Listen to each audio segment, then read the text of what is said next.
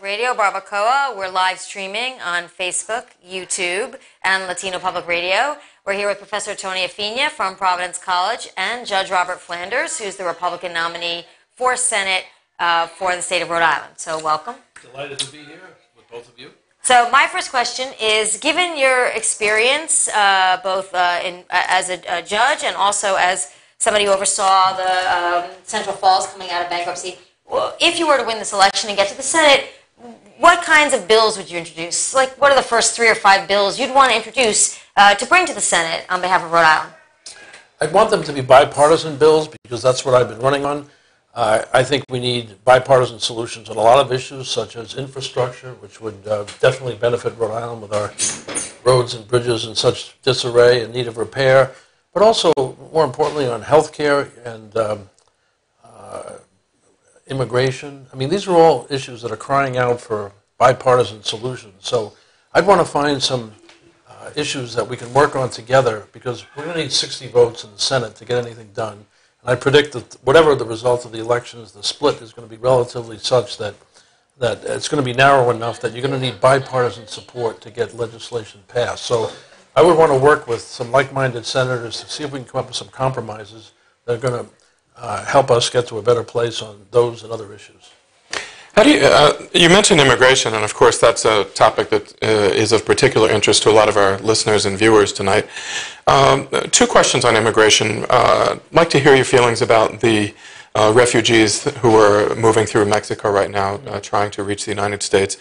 And also, there are many legal immigrants in Rhode Island, many of them Latino, who are very worried about some of the reports coming out of the White House about actually deporting immigrants who are already here who have, for one reason or another, applied for public benefits, whether it's Medicaid or food stamps and so on. So I guess the first question is, how do you feel about the current crisis that we're going through? And then what's your feeling about how current legal immigrants should be treated in the future? Well, first on the caravan, so-called, that's heading our way on the border down in the south, it's clear to me that we've got to vet these folks before they can enter the country, and we can't have a mass of folks of these numbers descend on us without going through some sort of a screening process. Unfortunately, in a post-9/11 world, we live with the reality that too many people want to do us ill, and I think it's important that we set up procedures that can screen these folks before they get here. So I want to make sure we do that, and I think the President is right to take steps to diffuse that situation, if at all possible, by making sure that we deal with this before they get into the country. Because one of the things that's happened there is that once these folks get into the country illegally, they then tend to evaporate into the mass population, and we have trouble keeping track of them, and we add to the undocumented rolls. So I feel like we definitely need to take strong steps there to interdict that shipment, that caravan of people that are coming this way. On the issue of what we do about immigrants who are in this country, I think we have to distinguish between legal and illegal. I'm not sure which of those your question is direct. Legal immigrants. Legal immigrants, I don't believe the issue that you raised about those who have become a charge on our public welfare system are as much at issue as those who are here illegally and are either attending our schools or otherwise taking advantage of the public benefits that are available. As to those people, there is a law in the books that says anybody who is going to become a charge on the public rolls, so to speak, that's something that should be taken into consideration on issues such as deportations and other proceedings involving these people. So I think consistent with that, it's appropriate to take a look at that because, I think we need to move to a more skills-based immigration system, one that's more job-oriented and less based on visas. So would you support deportation proceedings if a legal immigrant who's already here is found to be receiving public benefits?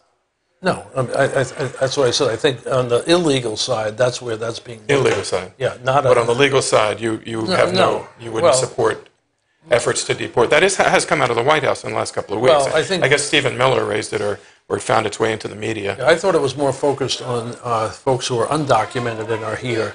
That was the discussion until a couple of weeks ago. But he's floated the idea that even if you get a green card and then you take part and you have to go to the hospital, let's say, and you're Medicaid covered because you're working with a green card and you're still eligible for Medicaid, then you use it, then they're saying, well, that will disqualify you from your green card path to citizenship. But that, I think, and they floated it, and it's unclear what's been picked up. And so if you were senator, it may come to the Senate next year in a proposal, which is why I think we're bringing it up. So, but on the issue of safety, I think, and the idea of this caravan, and what you said is more skills-based immigration, but a lot of the rhetoric from the National Party is that the people who are coming are taking jobs away from American citizens. So it's kind of a catch-22, isn't it, to sort of say, well, let's be more thoughtful about immigration.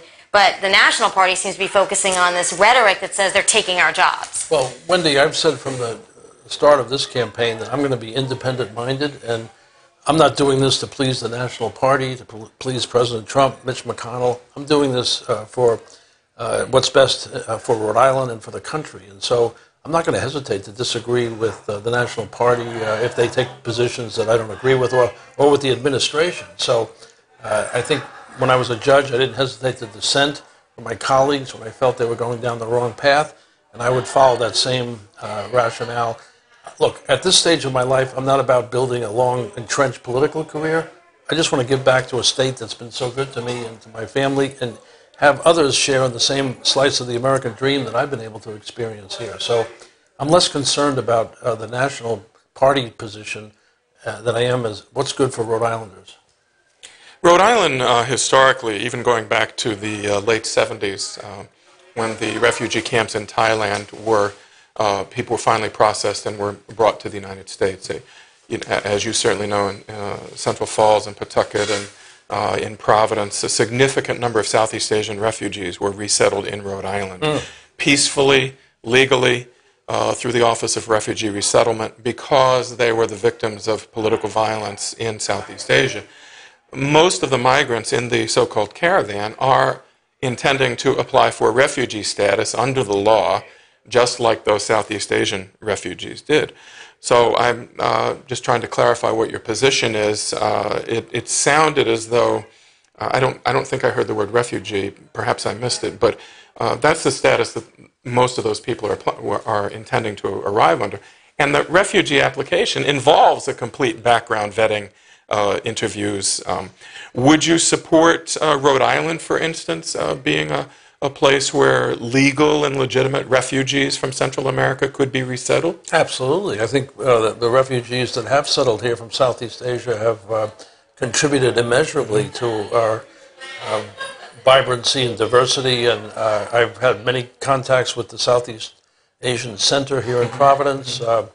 And so I've been very impressed with the people that have come here through those means. So yes, but the issue I think has to do with how do we vet these people? How long does it take? Where do we vet them? And do we just let this this unvetted mass of people into the country and then go through what can be a lengthy process of sorting out who should be admitted and who shouldn't, and what our capacity is? I mean, the idea that it's a good thing to accept refugees doesn't mean that we have unlimited capacity to take anybody and everybody that comes from.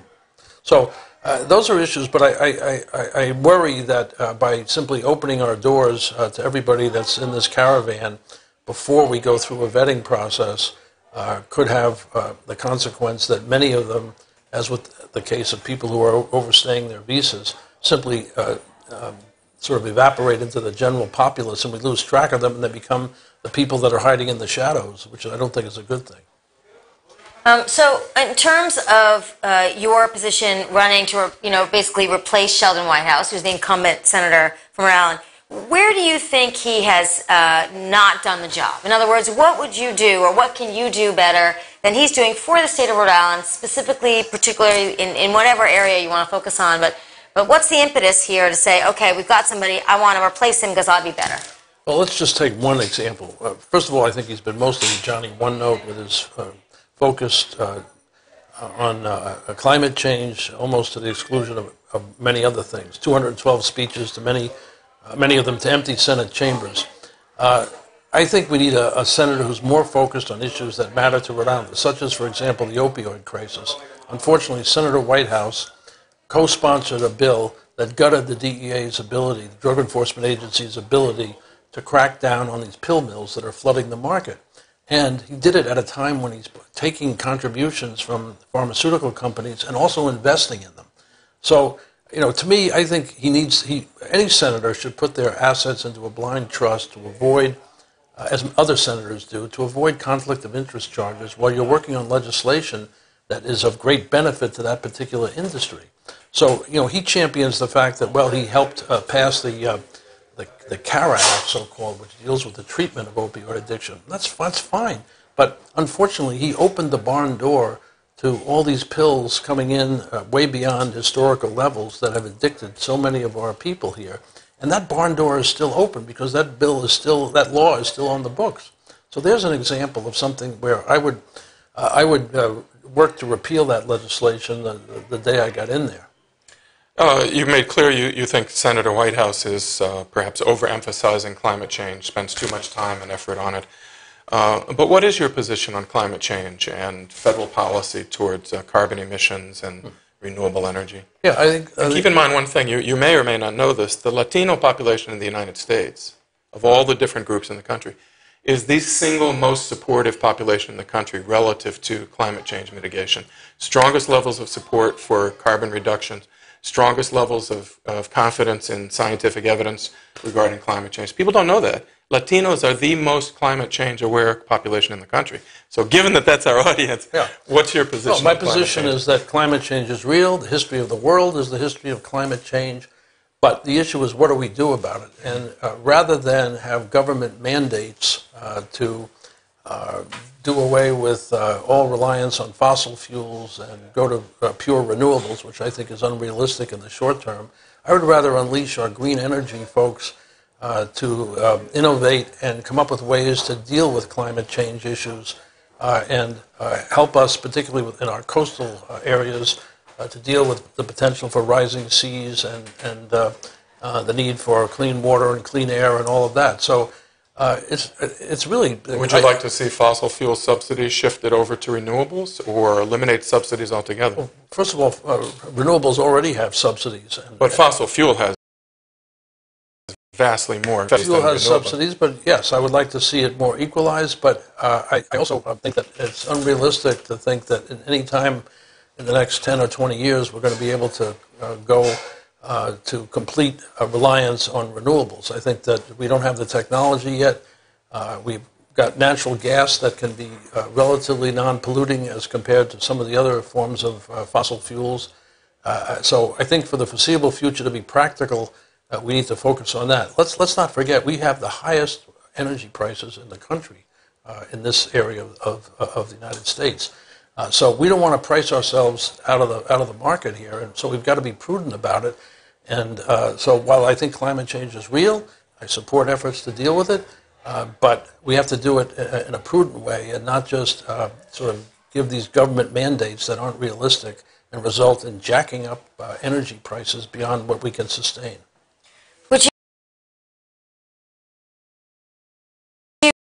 A senator from Rhode Island, when you get to the Senate, if you win the election, would you try to do anything to amend or change the tax bill that was passed, which reduced or eliminated the opportunity to deduct property taxes and those other kinds of state taxes that Rhode Islanders are hurt by that provision of the bill? Well, it's not just Rhode Islanders, others, but notice that hurts mainly wealthier folks who can afford nice homes on the coast and the like. That was part of a compromise. I wish there was a higher number than $10,000, which is what you can deduct under this bill. There are tweaks that I think need to be made to equalize the benefits for wealthier as compared to middle and lower income folks. But on the whole, I would favor renewing or making permanent the individual tax cuts. It's been such a boon to our economy. Unemployment, particularly among Latinos, is as low as it's ever been. There are more people looking for jobs now than there are jobs available.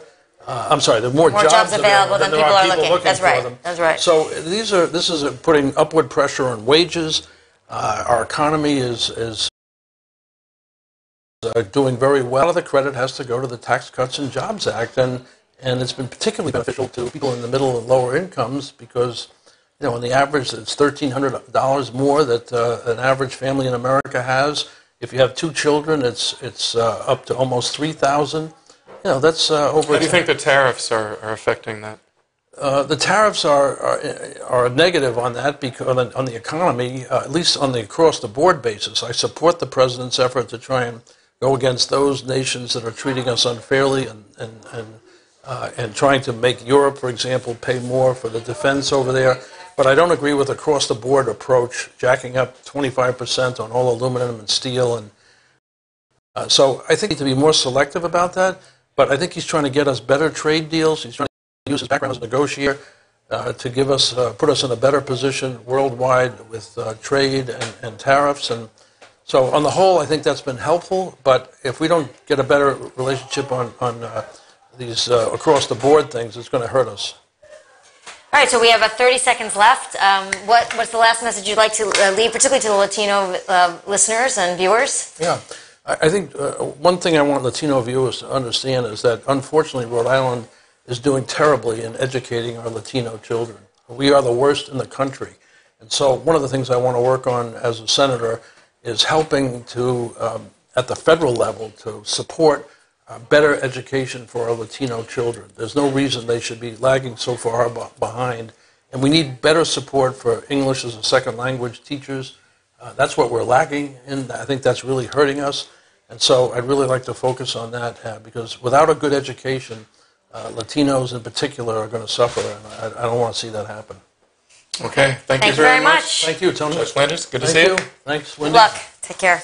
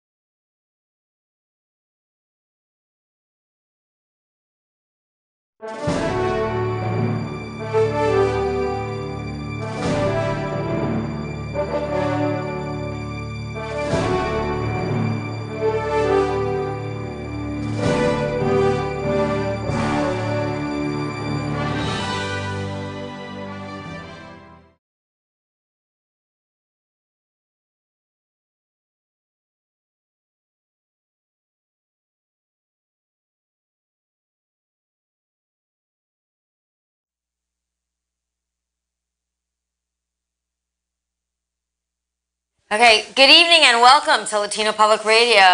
Barbacoa, we're going into the general election. We're live streaming on YouTube, on Facebook, and Latino Public Radio. We're fortunate to have Mayor Alan Fung from Cranston, who's the Republican nominee for governor of Rhode Island. And we're going to have Professor Tony Afina from Providence College lead off with our first question. Thank you, Professor Schiller. Mayor Fung, good to see you again. Thank you for being here. You're a frequent guest, Latino Public Radio. I think you live right down the street. Is that right? Always happy to be close. here. So, I'm going to ask you a question that is going to sound like a hard question, but you have to answer it. Okay. I'm used to it. We're already on the kid with 10 days out. So. This is a question that I have heard more than any other from Latinos in Rhode Island. Mm-hmm. As the son of immigrants, mm-hmm. can you explain why you recently have thought it advisable to take what seems like at least a strong position which immigrants and potential immigrants find disturbing? For instance, the recent position you took about local police departments and mm-hmm. immigration and customs enforcement. And I want to give you a chance to answer that question because, as I said, a lot of people are asking me that. Sure. As the son of immigrants, how can you do that? How can you explain it? No, I think there's two separate issues that come in on the immigration issue because, my parents, came here from Hong Kong, from China, absolutely, and I was, born here in the United States. But what I'm talking about when we're talking about the sanctuary city type scenario is criminals. Criminals that have been detained by our Cranston Police Department. I had no problem dealing with criminals who are here illegally, undocumented, who are committing crimes within our own backyards. With those individuals, they should be out of here because they're preying on, it's about the safety of our community, of our state. And they have the potential to prey on many other people that are here who are undocumented as well. For me, they've got to go. And this is why I have a hard time, making that, I want everyone to know, it's not a hard time, but, want to know, that's what I'm focusing on when I'm talking about the cooperation with the federal officials. And it's only in that. I'm not having... Cranston Police, when I signed that agreement with the Department of Justice, going out with ICE officials. That's not what I'm talking about now. ICE is a federal agency. We're local law enforcement. But when we have someone that's in custody on a crime, it's a different scenario. And we will notify those federal authorities consistent with our policy. Okay, let's clarify this. So you're talking about someone who has committed a crime in Correct. Cranston, for instance. Yes. Has been detained for a felony. Yes. Yeah, not a traffic stop. And at that point, Cranston Police would or should, or any municipality should contact ICE and let them know that you have someone who has committed a crime. Yes. But Mayor Fung, doesn't that run up against the innocent until proven guilty tradition in the United States? Simply because a person has been arrested for a crime does not mean that they have actually committed that crime or that they've been convicted of it. That's one part of the question. And the other part is that ICE, in the last 2 years, and I'm sure you realize this, and that's why I want more clarification, is defining as criminal immigration violations, which historically have not been treated as crimes. They've been treated essentially as civil violations. Right. So how does that play into your policy with respect to ICE in relation to municipalities? Well, I'm not talking about the minor traffic violations here that, our officers, as soon as, they pick up someone on my traffic violation, that they're going to call it. No, that's not what I'm talking about. The situation that we just had encountered in Cranston was an individual by the name of Mr. De La Cruz. It happened where our officers were just out on surveillance at one of our Cranston housing authorities that had a lot of incidences outside of narcotics transactions. So what they ended up doing was they spotted an individual, they pulled him over, they got the individuals out of the car. This Mr. De La Cruz gave a false identification, gave a false name to the police officers, which, by and of itself, the false identification was a chargeable offense. Then, when they ended up running him through the system after that chargeable offense, they found that he was a criminal that was here, who had previously been deported for a very serious offense, and then came back in, illegally again. So there are distinctions between how people are going to be treated from at least our perspective. So on that note, I want to switch gears a little bit. We had a tragic shooting in Pittsburgh today. A person went in and murdered at least 11 people that we know of and injured several law enforcement officers while people were praying in a synagogue, just as we had in Texas, a man who shot up a church a couple of years ago. You know, as a governor, should you win the race, what will you do to try to make Rhode Islanders safer from this kind of mass shooting violence? You know, I think it's a two-pronged answer. You know, most of the focus has always been on our schools, you know, because a lot of what we've seen from Parkland even before, you know, our kids deserve that protection up front. And I had put forward a proposal where it was a 50-50 split amongst the state as well as the local municipalities, depending on their needs, to provide school resource officers or additional police details as they see is necessary. I also wanted to provide additional dollars as a grant to all 306 schools so that they can make that determination what's the appropriate, you know, safeguard for their schools, whether it's single points of entry, video cameras, or anything that can help on that front. But overall, I think we have in Rhode Island, you know, a lot of laws that have passed, some recently. We also have to take a harder line stance with enforcement, because one of the things that I've seen, and I used to be a former criminal prosecutor, when you go in, sometimes the gun charge is one that is just easily dismissed, and I take, you know, some other felony offense. I'd rather have that gun charge stay in, be prosecuted in the gun court, and I prosecuted a lot of cases in that gun court. You know, before it was Judge Krause that was there. If you met your case, that person would be sent away for a very long time. We have to do that, because one of the things that I've noticed is, look, no matter what laws that you're going to put out there, the criminals aren't going to bother to, you know, adhere to the laws. They're not going to bother to adhere to a sign on a school or any building that says, oh no, you know, guns aren't allowed here. You know, they're going to try to do whatever they can. The only way to stop them is that first line of protection. And whether it's a, you know, going through a metal detector or having an officer that's there in a public building, in a school building, that's what's going to send that message of a deterrence. Now, you've made a big point about Governor Raimondo's handling of the budget and some things that have not gone well in terms of wasted taxpayer dollars. And Many things. And so you've mentioned, in particular, UHIP, Yes. of course. So if you're talking about providing resources for schools to choose to have an armed officer, what would you cut in the budget to make that money available to do that? I outlined when I put out my detailed plans on that, and the General Assembly's budget is out of control. And that's one of the areas where, when you take a look at what's going on in Smith Hill, they've got protections, better protections than many of our kids in the school. And you've seen that growth to that budget up to over 40, I think it was around $44 million. That's crazy. You know, the governor's budget during her 4 years has grown by nearly $1 billion. And I have to ask, you know, are we better off for it to this day? Because we've got every single department in state government on fire. You mentioned UHIP disaster, $660 million now. DCYF, they found another child that passed away. That's 24 now, and 13 kids seriously injured. You know, we all laughed when it was, you know, beginning, the cooler and warmer, you had Iceland in the video.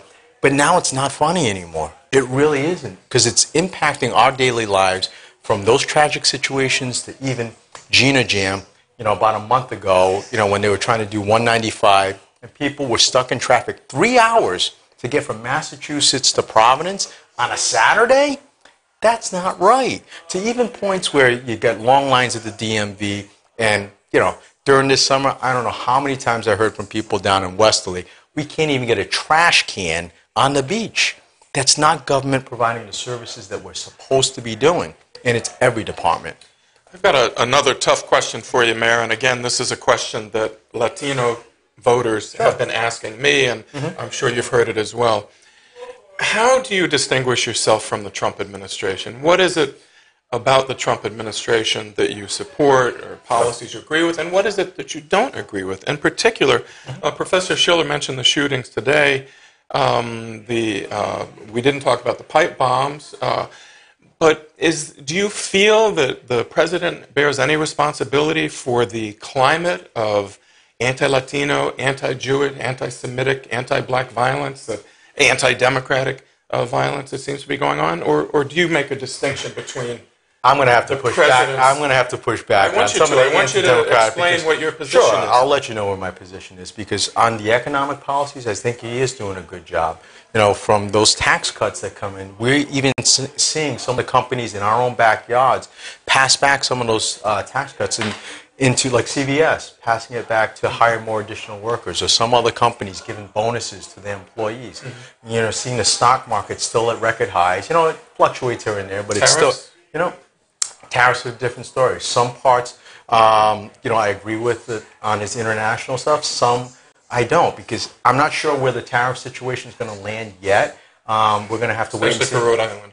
Well, for Rhode Island, because right now I've talked to some of the companies, see how many that do business overseas, how it's going to have an impact. Some aren't meeting that threshold yet with what's going out. So it's going to be a big... So generally on economic policy, you're supportive of this direction. But where I do disagree, I haven't been shy to kind of say I do disagree.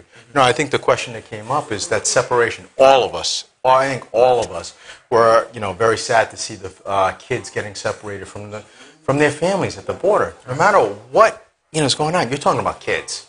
And that's one line that I will never draw. The other one is just health care. You know, I have a younger son, I think you guys know, with developmental disabilities or pre-existing conditions. I will always, always fight, not only for her, but every family, every individual that has a pre-existing condition. And that's one that I firmly believe in. And even, you know, the question came up, I know the governor's brought it out, oh, he hasn't stood up for, you know, drilling on outside of the Atlantic Ocean, outside of Rhode Island. I'm like, give me a break. Our Earth's crust hasn't changed in 40 years that we're going to have oil rigs outside, you know, on Narragansett Bay or even on the Atlantic Ocean. You know, so those areas are, you know, definitely areas I disagree with, you know, the administration. But most importantly, I'm not afraid to stand up and be a voice for Rhode Island on issues as governor. So if you're elected and one of your first stops would be the White House, because that's typical for a newly elected Republican governor to visit the president. So. Well, I think that would be, I would expect the president to invite you, if you're elected, to come down to the White House. Okay. Would you say anything to President Trump about the climate? Does he bear any responsibility for the very polarized, very bitter climate that we're living through right now? Tony, I think both sides bear it. When you're having, you know, congresswomen saying, oh, follow people in administration, when they're at a restaurant, wherever they are, that's not a healthy climate at all. And this is on both sides. I think we have to tone down the rhetoric. This is how I've always operated as mayor of now our state's second largest city. I'm very proud of the fact, because I represent, when I govern, not a Democrat, Republican way, Green Party, moderate party, you know, to do business. You serve all residents. You might not agree at how you accomplish things, but we get it done. And that's been the hallmark from day one. That's what I'll bring to the State House. And let's say Mayor Jorge Lorza gets reelected as mayor of Providence, okay. And let's just say Nicholas Mattiello gets reelected as Speaker, or Stephen Friars defeats him. How will you work out as governor working with Jorge Lorza if he's reelected, yep. And also Mattiello? What are your relationships with them? How would you work? How would you work things out with them? I've always had good, strong working relationships with people from both sides of the aisle. You know, Republicans, Democrats, or you know, even independents that I've dealt with. And you know, again, pointing to what I've done as mayor. You know, when I first started, it was a 9-0 Democratic council. I put plans forward that I believe was right. You know, as governor, I'll do the same thing. And if they're going to fight me on everything, like, it's horrible outside. You know, when I first started, they were like, oh, no, it's beautiful. What are you talking about? That's not productive. That's not healthy. I will keep putting forward plans that I feel is necessary to move Rhode Island forward. And that also means, you know, working with not only our capital city, but every other mayor. I've been proud during that, you know, close to a decade now that I've been serving as mayor, to have good working relationships with Democratic, Republican, you know, chief executives in many cities and towns across Rhode Island. So I have one last question.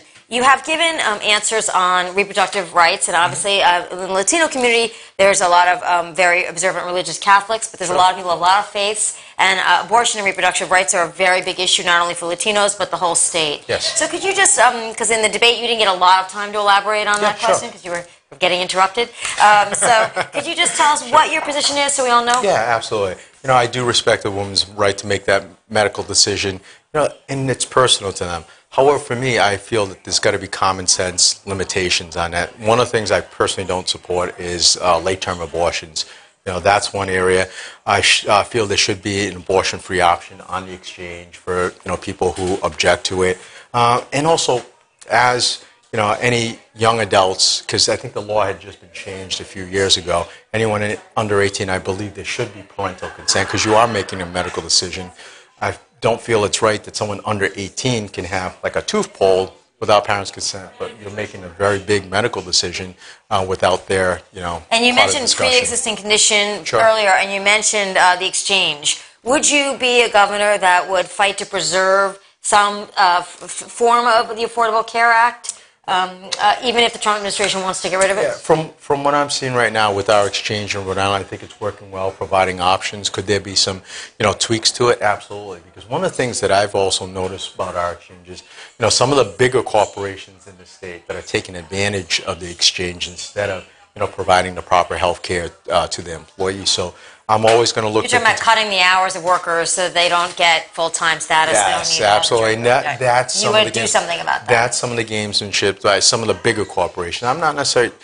I come from a small business background, and it's tough for a lot of the small to medium-sized business owners. But when you have like some of the bigger corporations trying to game the system, that's not right. Okay. All right. Well, you got 30 seconds left. So what's your last pitch before we say goodnight? I want to say, as someone who's cared for the community, I'm proud to ask for your support. This governor has had enough. I think she's had her chance in the past 4 years. We've had every single department that's on fire. Many people that have been hurt, including many members of the Latino community, whether they've been stuck in, especially that UHIP system. I want to change that from day one. I've proven with my results in 9 years as mayor of Cranston, I can do it from day one, and I'm proud to ask for your support on November 6th. Okay, thank you very much. Good luck with the campaign. Thank you. Thanks. Thank you very much. Thank you. Good to see you, Mayor. Good to see you.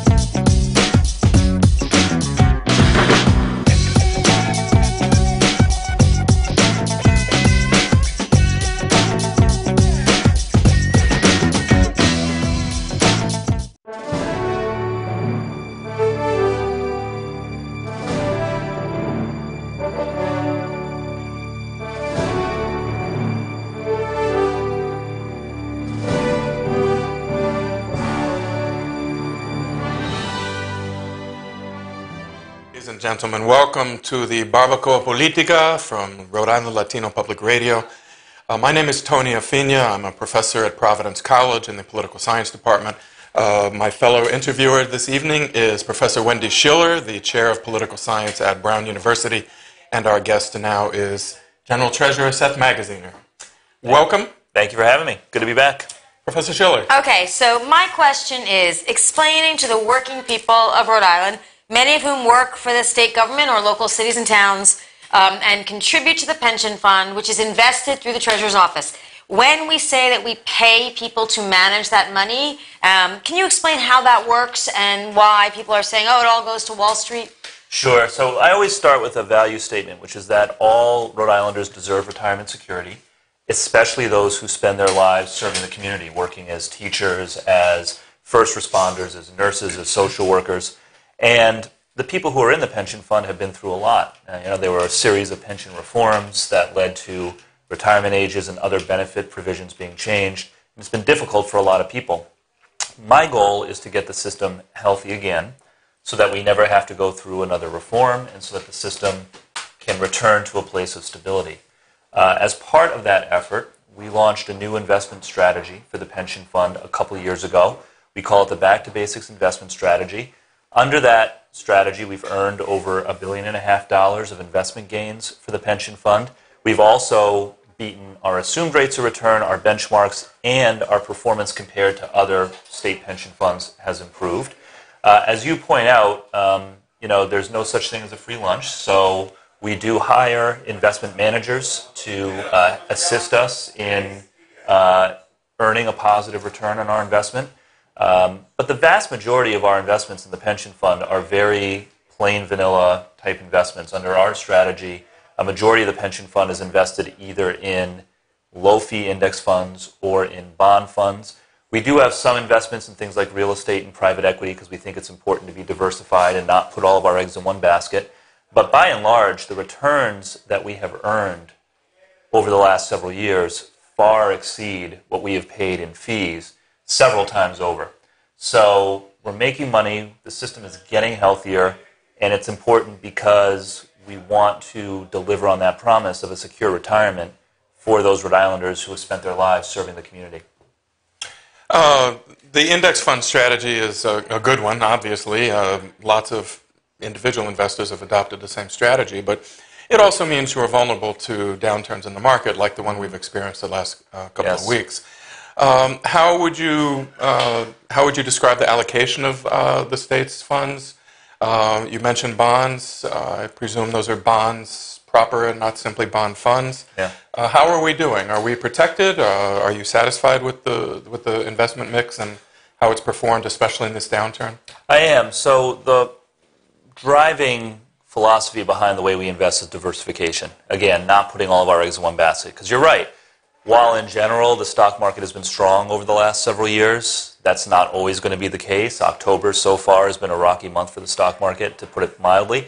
And so we protect ourselves against that by investing across a diverse range of different asset classes. Index funds that are tied to the stock market are our largest investment, but we also invest, as I said earlier, in bond funds that range from very plain vanilla United States Treasury bonds, the safest investment there is, high-grade corporate bonds, real estate, private equity, and so on. And it's all through funds, or do you buy any bonds? It's primarily through funds. But again, especially when you're talking about investing in the stock market or the bond market, there are very low-fee fund options that are available, particularly to an investor of our size, right? When you compare us to other state pension funds, we now invest in a similar fashion as, say, the median state pension fund does across the country.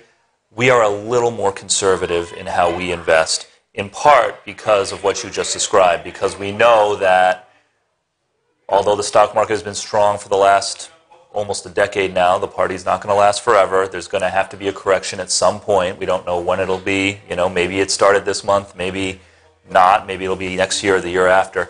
And so when you compare us to the typical state pension fund, we invest pretty much the same way, but we're a little lower down the curve on our risk and our equity market exposure in particular, which I think is the prudent thing to do. Can you give us numbers? Given where we are in the market cycle. Yeah, so it varies, but around the country, you would typically expect to see a state pension fund invest between 60 and 65% of its assets in the equity markets or in asset classes that are highly correlated to the equity markets. We're more like 55%. So it's still a majority of the assets in the fund. That's because we do want to take advantage of the growth that the stock market can provide over a full market cycle. But we have dialed it back a bit, in part because we know that this recovery is long in the tooth. Valuations look high, and so it's, I think, an appropriate time for us to be more cautious and prudent. It sounds from what you've said that and correct me if I'm misrepresenting what you said, it sounds as though you are somewhat comfortable with the strategies and the execution that you've been able to implement. Have you reached the point where you're thinking about innovations or new approaches, or are you still implementing kind of a recovery and stability strategy? Yeah, so the strategy that I implemented, which we call Back to Basics, is sort of the name we've given it in the office. That was 2 years ago. And I don't believe that it is our role as managers of the pension fund to try to be day traders or to actively try to time the market too much. What we try to do with Back to Basics is build a diversified portfolio that can deliver strong performance across a full market cycle. So typically, a pension fund like ours, including Rhode Island, we would do a in-depth review of our asset allocation maybe every 4 or 5 years. I think it's a little premature to change course again now. I feel good about where we are. Look, if the stock market falls, we will lose money just like everybody else will. But we are more conservative in how we invest than your typical state pension fund, so I do believe that we will be better protected than most states would be. And we won't have to adjust as much as another state. Again, yeah, that's right, and we wouldn't be as exposed to that level of risk. Are you doing anything, particularly for the Latino community that's listening, on financial literacy and outreach to the Latino community about savings, not just stock market, not just pension? How you're financially responsible, budgeting, and savings? I'm glad you asked the question, because if I'm lucky enough to be reelected and to serve another term, this is going to be one of my top priorities in the next term. Rhode Island is one of only about a dozen states in the country that does not have a financial literacy requirement in our K through 12 curriculum. A lot of schools and school districts have gone ahead and implemented one on their own, but there is no statewide requirement, and the state offers very little in the way of assistance to school districts and to schools looking to integrate financial education into their teaching. So over the last few months, I've been working with a group of stakeholders. This includes educators, it includes some private sector partners that are interested in the topic, it includes nonprofits like the Rhode Island Foundation, to begin to put together a strategy for financial education in our K through 12 schools. I had hoped that we would have a report ready this month. It looks like it's going to be more like November, December that we'll be ready to come out with something. But it's important, and this is an area where we've really lagged. I started my career as a teacher. I was a public school teacher, not in Rhode Island, but in Louisiana. I taught 3rd and 4th grade. We had financial education as a requirement in our curriculum for the 4th graders that I taught in Louisiana more than a decade ago. So think how far behind we are in Rhode Island in comparison, where more than 10 years later, we still don't have something even at the high school level, much less elementary school. And how are their portfolios doing?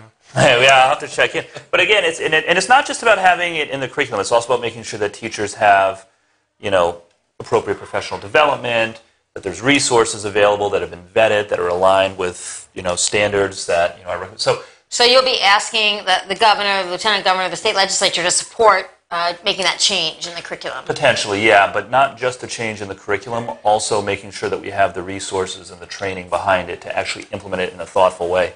It's easy, and others have. It's easy to say, well, we're just going to pass a bill saying there should be a requirement. Well, to actually implement it properly, you got to put a little more thought into it, and so that's what we're in the process of doing. And I do anticipate that we will have a robust series of recommendations within the next few weeks. You have 30 seconds. Go ahead. Yeah, after a couple of years in office, you begin to see things that need to be fixed or changed. Do you have any prospective legislation in mind for the coming session? Oh my gosh, lots. Yeah, I don't know how much time we have tonight, but a couple of things that I know that we're going to be pushing. So one is we've got to do something to improve the accountability of church-run pension plans to their members. We all know about what happened at St. Joseph's and Fatima Hospital. Part of the reason that that was able to happen is that unlike public pension plans and corporate pension plans, church plans don't have to publish their financials or communicate with their members really in any way about what their financial condition is. It's a loophole and it's something that should be closed, so that's definitely one thing that we'll be working on. Definitely something in the financial education arena. I would like to take another crack at doing something about some of the predatory financial services that are out there, like payday lending. This is something that we have not done enough to protect people from the way that certainly other states in the region have. In the country, I mean, we are way behind in Rhode Island on predatory lending, on getting after that kind of, very, very financially onerous for particularly people of low income. Yeah, who are being trapped in cycles of debt. So there's no shortage of things that need to be done. I'm very proud of the work that we've done in the Treasurer's Office over the last 4 years, but there are many more challenges to tackle, and those are some of the things that we're going to be looking at. All right, we want to thank you for coming to the Barbacoa Politica again, and wish you the best, and thank you for being here. All right, thank you guys. Good luck. Good to see you. Thank you.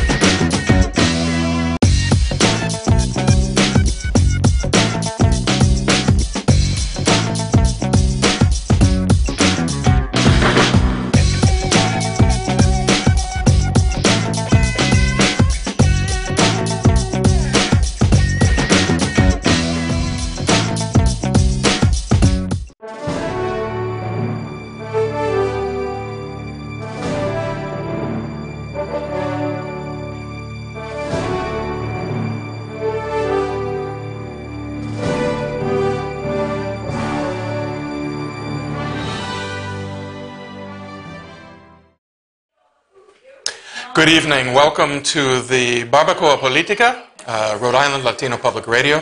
I am Professor Tony Affinia from Providence College.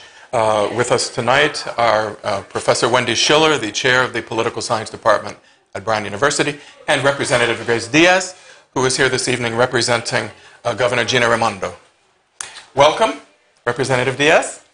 Professor Schiller? So, Representative Diaz, in 2014, you were one of the first people, particularly a Latino prominent elected official, to endorse Governor Raimondo in the primary when she first decided to run for governor. Now, 2018, what would you say about the state of Rhode Island, but also the Latino community? Why do you support her re-election? At that point, when I supported Gina Raimondo in 2014, I believed she was able to move Rhode Island forward. And she didn't disappoint me. And she didn't because I believe she's doing an awesome job for the last 4 years she's in government. And in so many aspects. In the life of common people, the majority of people who live in Rhode Island, they have to face everyday issues around family support, education, safety, believe in the state where you can feel it's your home and welcome you in so many ways. And Gina delivered that. It's incredible that after 4 years, I can say with all my heart that I continue to support Gina Raimondo as being re-elected again. She has done a lot in education. Never was done having free college for the students. And CCRI report that they have a broken registration. Many people is taking advantage of that. Imagine one family that has to pay 2 years of college, and now they can save the money and put it in another area, and the students can go to college, continue to college because they can support themselves. And the family, she's the first one after 7 years, increase the opportunity for home child care providers, get better income, supporting family, increase the kindergarten as access for the family, and something that many times family was dreaming, to have all-day kindergarten for children.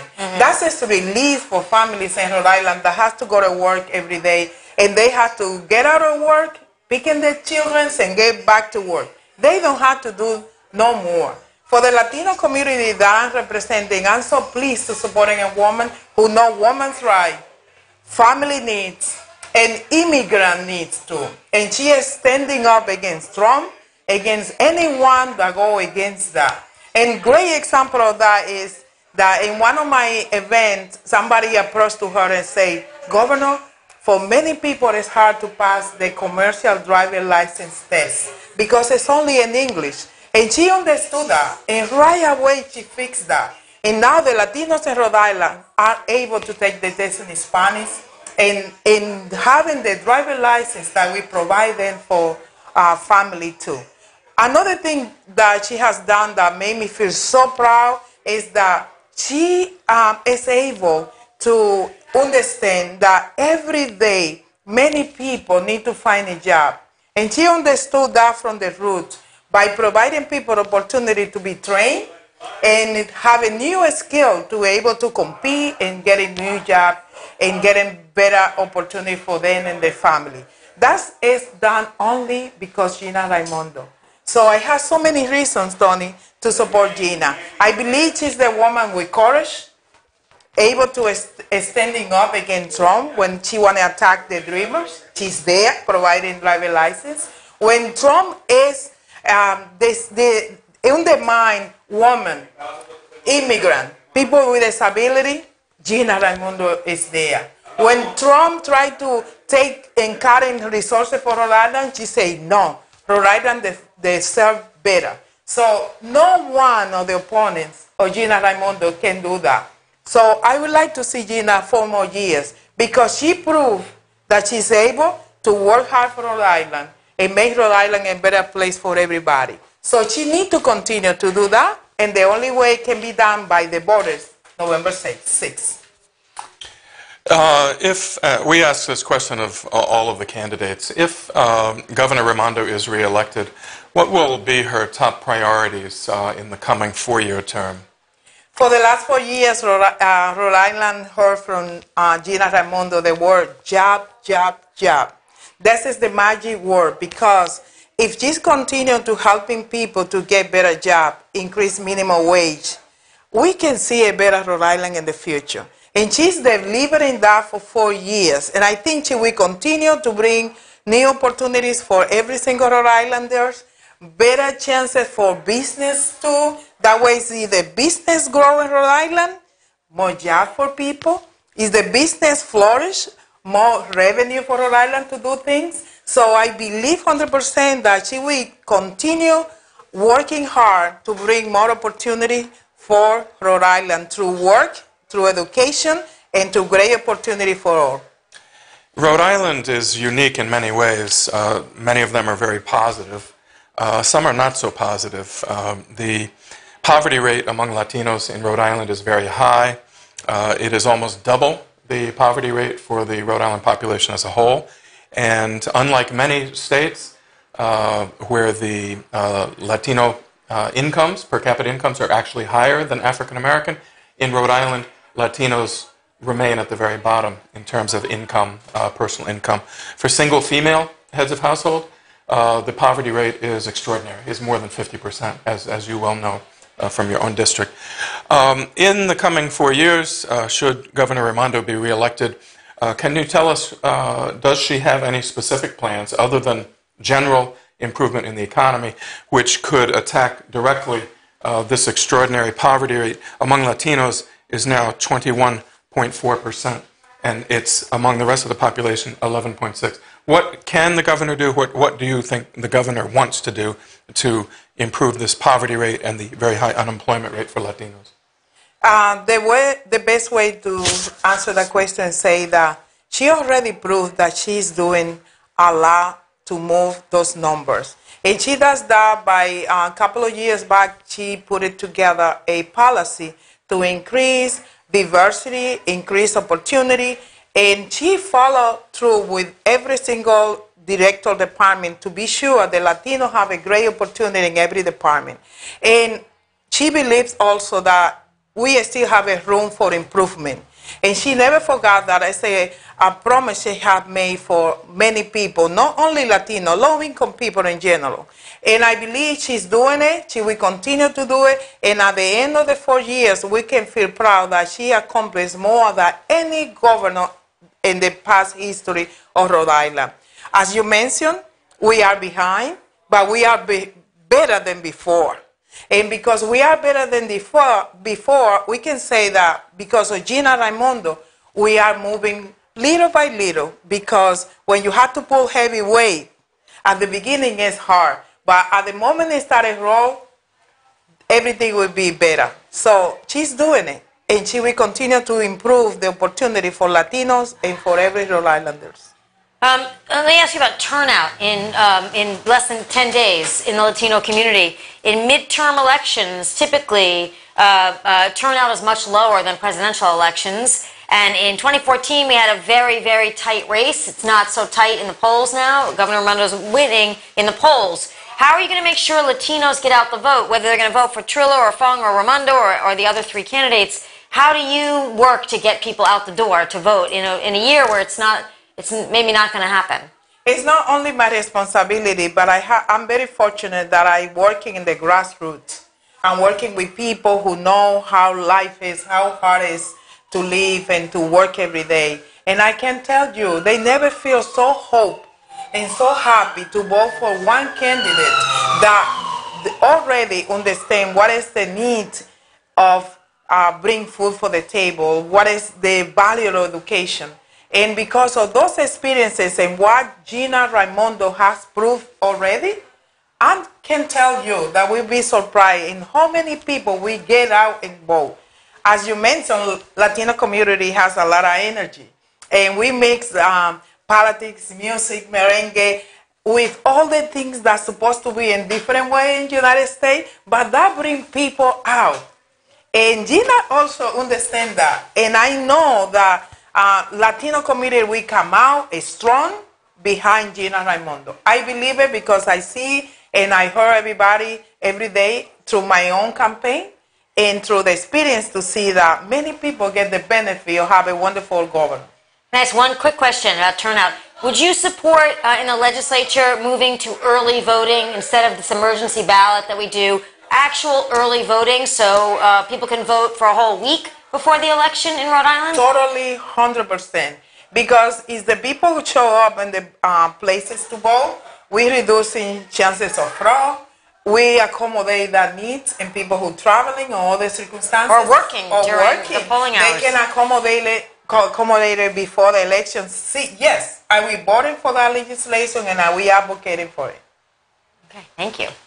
We, you and I were talking before we went on the air about the composition of the legislature and the mismatch between the size of the Latino population statewide and the size of the Latino delegation in both the House where you serve and in the Senate.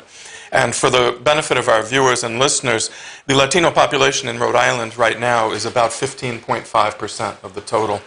The Latino share of the citizen voting age population is about 10.3%. In the House of Representatives, the Latino delegation is just 8 or 9%. In the Senate, it's even worse. It's between 3 and 5%. First, is this a problem? That there is such a gap between the numbers of Latinos who live in Rhode Island and the numbers of Latino and Latina representatives in the legislature? And if it is a problem, what do you think the governor can do to raise these numbers so that the legislature looks more like the people of the state? I agree with you. It's a real difference between the percentage of the General Assembly compared to the Latino population. I agree with you. We need to have better representation. But I'm so excited to know that in the Senate, we increased from having 1 Latino senator to 2. In the House, even though we don't increase, we keep the same numbers in the House. So we didn't lose any seat, which is a good news. But I believe that is again opportunity to increase the numbers. And how we can do that? I think it's no isolated thing for one person in one particular area in Rhode Island. I think it has to be agenda for the entire Latino community. Agenda that can support a specific candidate in one area where they may not have opportunity because the ethnicity or the background of that area. But also, finance play an important role in any campaign. If the Latino community working as a whole, and we able to raise money to help a specific candidate in terms to provide volunteers, finance, support, we have a better chance. But as you know, because you live here for many years, Latinos, and I include myself, we running election in one area by ourselves and whatever volunteers we can find, but most of the time we don't have the support that we need. When that happens and the Latino community understand that we need to back up a specific candidate with money, presence, support, and resources, we will have a better chance. As I mentioned before, it's not responsibility for one. If the entire Latino wanted to have more representation, we need to get involved. Every 10 years, the federal government counts Americans, and within 2 years after that, every legislature, city council, town council, county supervisors are required to redistrict those constituencies so that the population is reflected in the political structure.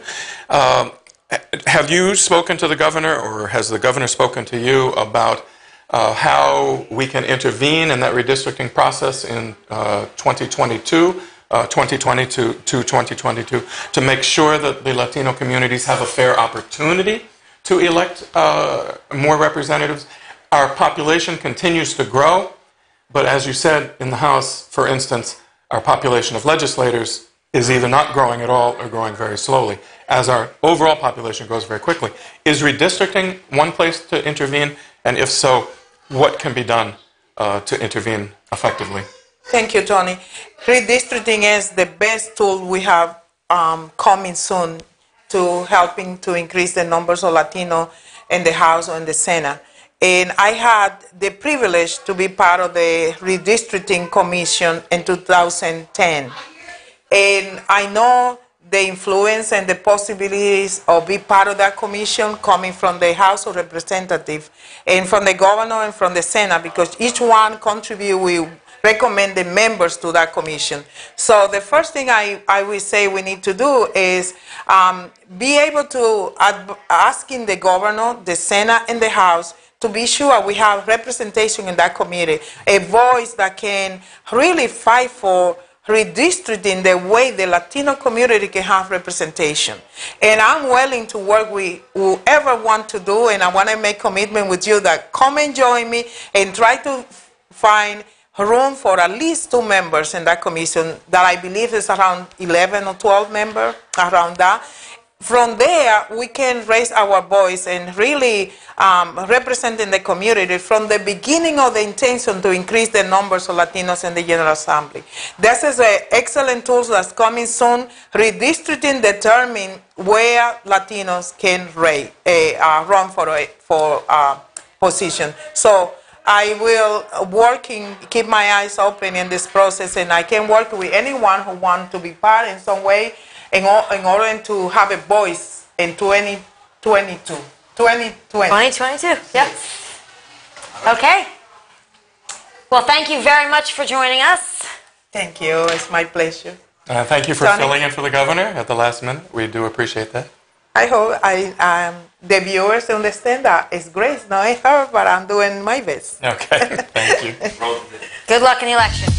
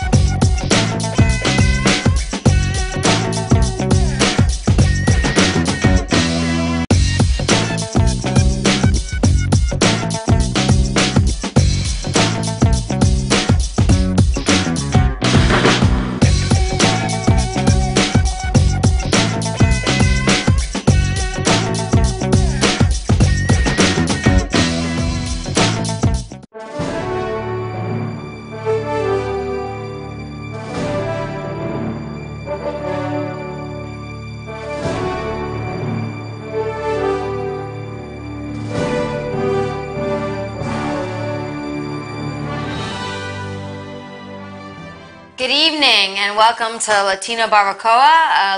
Latino Public Radio is hosting this event, and we are live streaming on Facebook, on YouTube, and Latino Public Radio.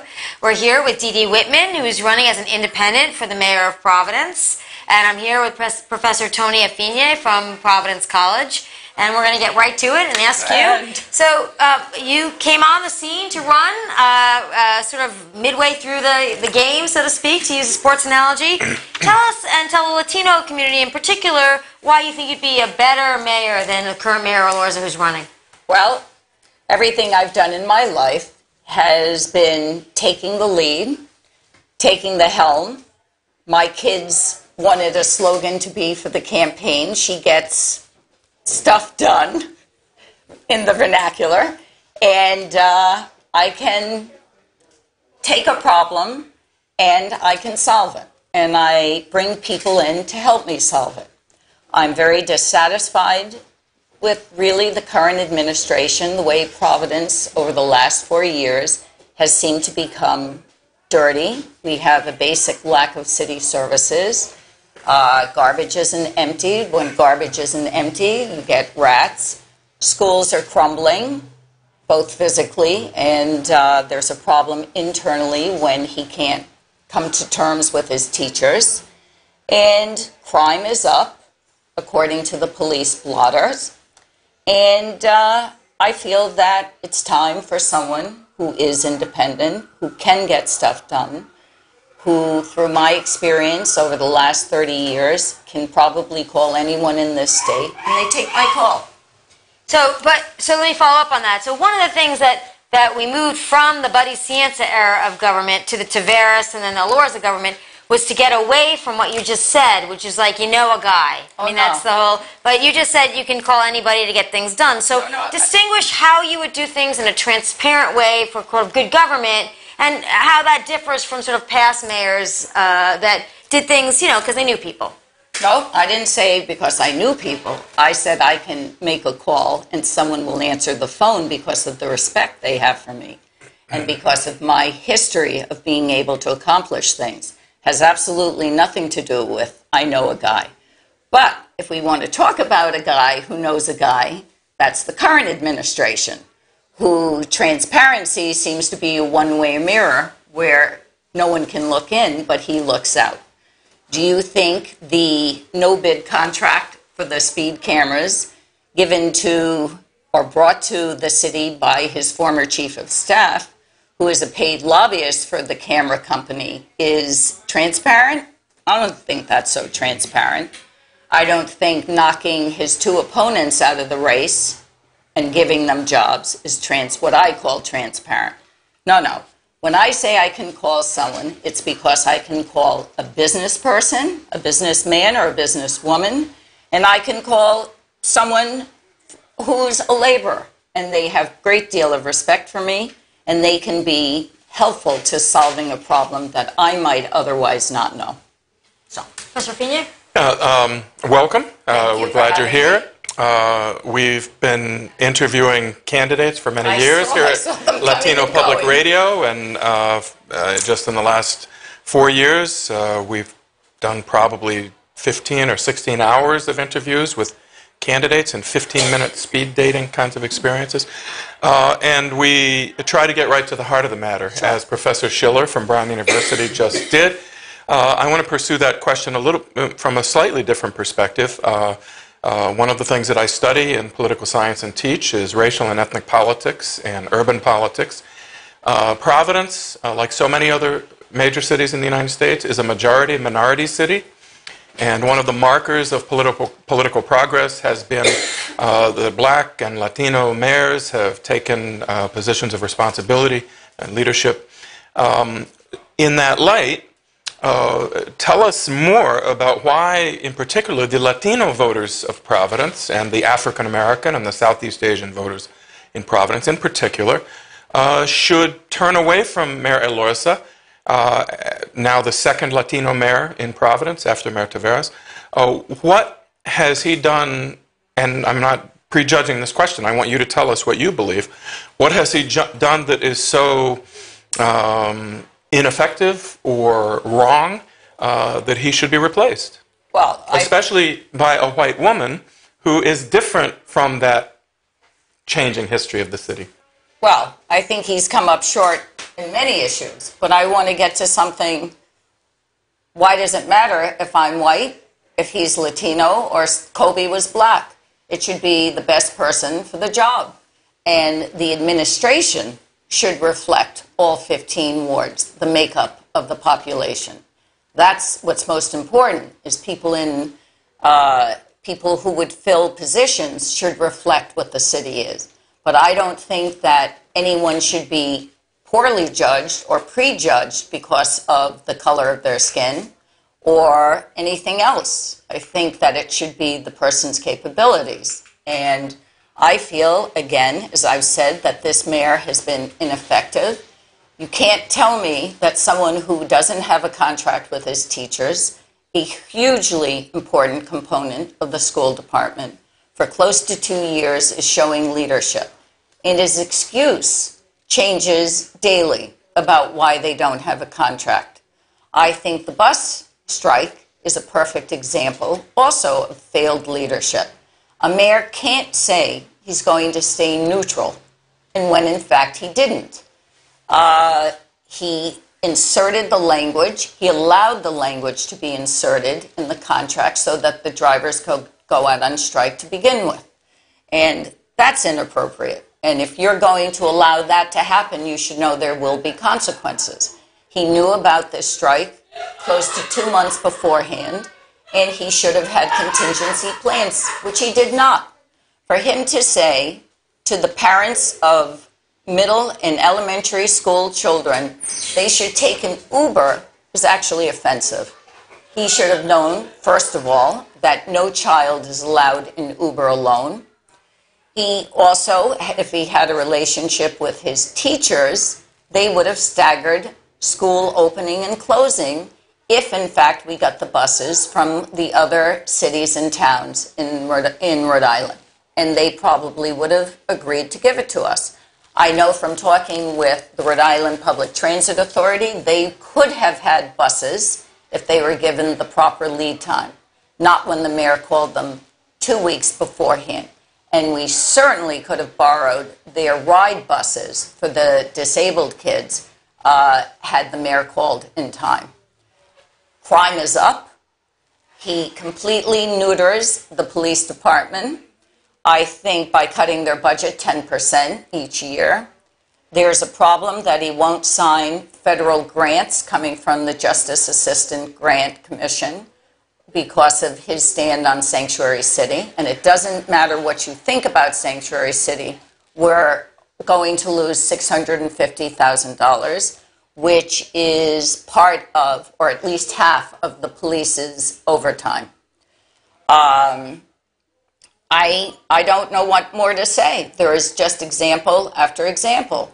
So let's follow up on this. What would you do, in particular, we know that the looming financial crisis for the city is from pensions, municipal pensions, driven by lots of different union agreements that go way back, probably definitely to Buddy Cianci, possibly before, that he struck with big COLAs that are costing a fortune, and there's a lot of concern that the economic growth in the city and the state will be compromised by the pension liability. So as mayor, if you win this race, what will you do about those pensions? Well, it's not only the pensions. You have your TSAs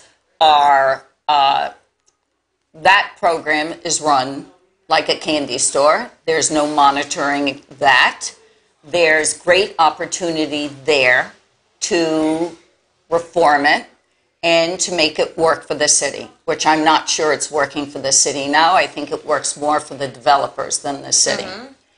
But compared to the cost of the pensions, it's not going to be the same, right? I mean, the pensions are really. I'll tell you, but you're also asking about economic development. Mm-hmm. I think the fact that we have the school situation that we have is going to speak volumes to people who may want to come into town. That's going to keep away businesses more than anything. Mm-hmm. We are working on an idea for the pensions. We're running the numbers. I'm not at liberty to say, but it could be absolutely a solution. Not for the whole, but for 3/4, it would put us on stable footing. So I hope to know that before the end of the campaign, but we've been working diligently and have some bankers working on it to see if the numbers Would you work out. privatize water? Nope. You beat me to the punch. It's absolutely not the water. Never would I privatize water. It doesn't make sense. Anyone who's privatized an asset, it's come back to bite them. Prices go up, quality goes down. But I would love to, if we had any presence in the General Assembly, to have them allow us to mark up our water to people, to towns who buy it wholesale. So we are addressing the pension. I think it's critical to address the tax stabilization agreements. I think we should also start to sell ourselves in a very concentrated way to Boston and make Providence a bedroom community of Boston. Then you would certainly go after your legislative delegation and see if we could get a nonstop train on MBTA going up and going back. There's only one, and that's in the morning on Amtrak. And if I recall, there's none coming back. So, but also, the mayor can't keep touting that we have a surplus and then the next day send out an email saying that the schools face a $37 million hole. And I would absolutely, first day, when and if I win, is have bring in the internal auditor and our external auditor and start to go through every department and where every dime is spent and where our revenue comes from. One of the problems that is particular to the Latino community in Providence is an extraordinarily high unemployment rate and poverty rate.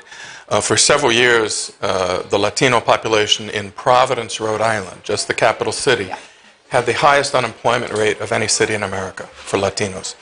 The poverty rate is also very high.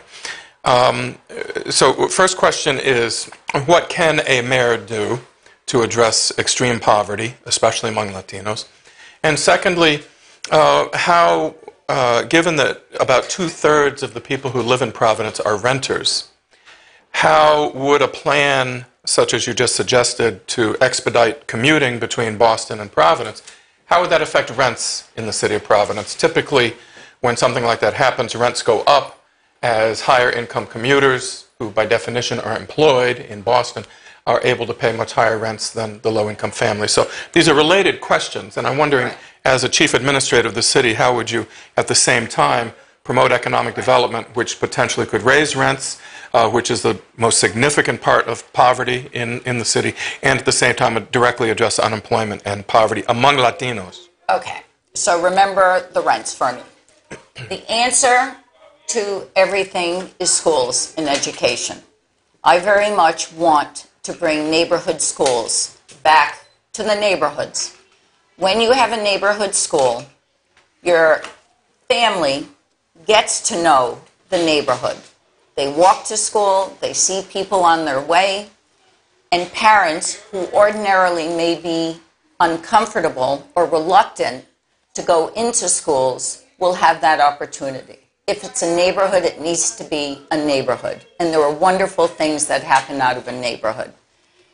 I also would love to copy one of the programs that's in Central Falls, where if a family is willing to take a class, and maybe it's English, maybe it's something else, they bring the whole family in, they'll feed them dinner, and they'll watch the kids while the parents take the class. It's a wonderful way, again, to bring families into the schools, and then families begin to appreciate, and education is the ticket out. In my day, it was the great equalizer. Anyone who went to school did well, taught well, did their studies, was able to move on to wherever they wanted to go.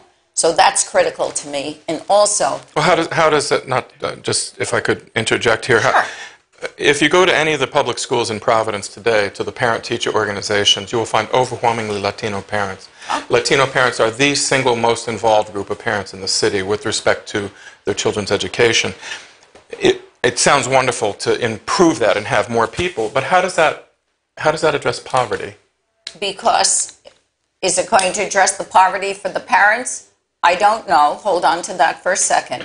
But it's certainly an educated child will have an option. And if education becomes a focus of the house. Do you remember growing up, you heard education, education? Education is that's your job from when you enter school at kindergarten to the time you graduate as a senior. That's your one singular job. Parents also.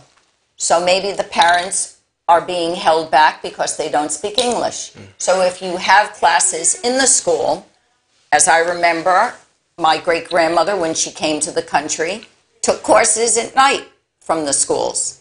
And I would very much like to offer things for parents who are at a disadvantage. I don't know. I don't mean to cut you off. No, go right ahead. I don't know, but I certainly, when I'm there, find out what we can do to get our unemployed employed. And that's critical. One of the reasons many children in the city cannot go to their neighborhood school is because there's an extreme mismatch between the neighborhoods where children live and the neighborhoods where schools are located. 20 years ago or more, I served on the school desegregation task force. We looked at the enrollments in every single public school in the city, and we discovered things have changed a little bit because there has been some construction on the south side. But we discovered that if children only attended their neighborhood schools, for instance, there would be 800 more children at Gilbert Stewart than the building could hold, and there would be 140 empty seats at Robert F. Kennedy. That's one of the reasons children move around the city every day, because there simply are not enough seats in the neighborhoods where most of the school children live. I think many parents would agree with you that having a neighborhood school that they could walk to, they could attend after-school activities. It would be much easier for the families to go to a neighborhood school. It would be a good idea, but where would the city get the tens or hundreds of millions of dollars that would be required to build brand new schools in the most populated neighborhoods? When was the census last done that tells you where all the kids are? And if you have kids in neighborhood schools, you need to make sure that the internal workings of the schools are equitable. Each school needs to be equitably valuable and needs to be a top flight. It's not like 20 years ago where if you kept kids in the neighborhood, perhaps one school was better because different teachers were there than another school. You need to make sure all the schools offer a top flight education for the kids. I'm not there yet. I would have to see a current census of where the kids are, but it's something I would work for. I think it's critically important. Great. We have 30 seconds left for you to make your pitch. Really? Or 45 seconds. All right. Here you go. I'm Diane Whitman. We have to start saying Diane Whitman. I'm on the ballot as Diane Whitman, independent for mayor of Providence. I ask that everyone go out, vote for me on November 6th. It's time for someone who is not afraid to lead, not afraid to challenge problems. This is the city I love, and this is the city I want everyone else to do well in and make it thrive again. Thank you very much. Thank you very much. Thank you very much. Good luck. Wendy. Thank you for coming. You bet. Thank you for having me.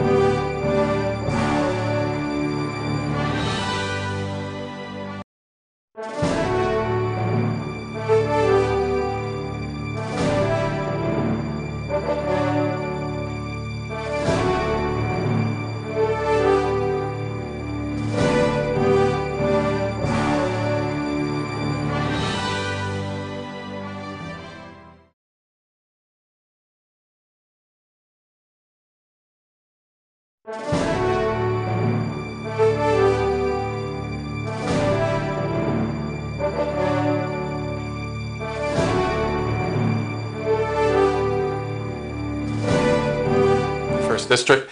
My fellow host is Professor Wendy Schiller, Chair of the Political Science Department at Brown University. I am Tony Afenia from the Political Science Department at Providence College. Our guest, Congressman Cicilline, has been representing the 1st District since 2010 and currently serves as the ranking member of the Antitrust Subcommittee of the Judiciary Committee in the U.S. House of Representatives. Welcome, Congressman Cicilline. First question will be from Professor Schiller. So I just want to bring up, of course, the tragic shooting today in Pittsburgh in a synagogue. We had a tragic shooting in a church in Texas. 26 people died. We had some people shot in a grocery store just 2 days ago. Could you comment on, if you are reelected, what efforts you'll undertake as a congressman to try to make Rhode Islanders safer and make the country safer? Well, I think first, what happened in Pittsburgh today is horrific and heartbreaking. I mean, when you think about people celebrating the naming of a child, this joyous celebration in a place of worship, and have 11 people killed. And, you know, these unfortunately are happening with more frequency in churches and synagogues and movie theaters and shopping malls.